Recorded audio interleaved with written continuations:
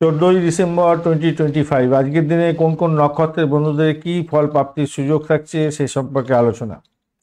অশ্বিনী, মৃগশিরা, পুনর্বসু, হস্তা, চিত্রা, সাথী, ধনিষ্ঠা, পূর্ব ভদ্রপদ, উত্তর ভদ্রপদ এবং রেবতী নক্ষত্রের বন্ধুদের ক্ষেত্রে আজকের দিনে ব্যবসা, শিক্ষা, ভ্রমণ, শিল্পকলা, ধর্মীয় কাজ, নতুন উদ্যোগের ক্ষেত্রে শুভ হবে।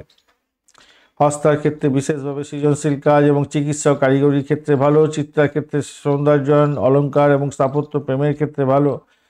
সাথীর ক্ষেত্রে স্বাধীন উদ্যোগ, ব্যবসা এবং ভ্রমণের ক্ষেত্রে। রেবতীর ক্ষেত্রে আধ্যাত্মিক কাজ, ভ্রমণ এবং দানের ক্ষেত্রে অত্যন্ত শুভ হতে যাচ্ছে, যাদের সতর্ক থাকতে হবে বিশেষভাবে।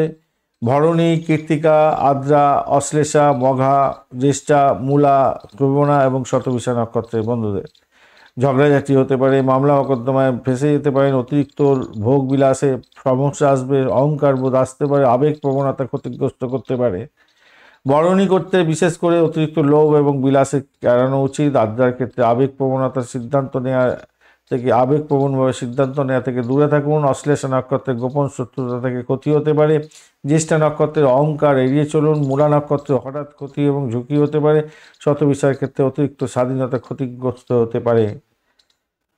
আজকের দিনে যাদের শুভ অশুভ প্রভাব তেমনভাবে বিশেষভাবে নেই। রোহিণী, উত্তর ফাল্গুনী, পূর্ব ফাল্গুনী, উত্তরাষাঢ়া, পূর্বাষাঢ়া আপনাদের ক্ষেত্রে সাধারণ কাজ, দৈনন্দিন দায়িত্ব, পারিবারিক কাজ এবং স্বাভাবিক ফলাফল পেতে যাচ্ছেন। ধন্যবাদ বন্ধু, ভিডিওটি দেখার জন্য। লাইক, শেয়ার, কমেন্ট অবশ্যই করবেন। এই ধরনের ভিডিও পেতে অবশ্যই চ্যানেলটি সাবস্ক্রাইব করে রাখবেন।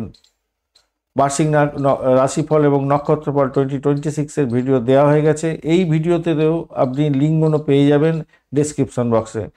অবশ্যই দেখবেন, কাজে লাগাবেন, ভালো থাকবেন, ভালো হবে, শুভত্ব বৃদ্ধি পাবে আপনাদের। বন্ধু সঙ্গে থাকুন, ভালো থাকুন।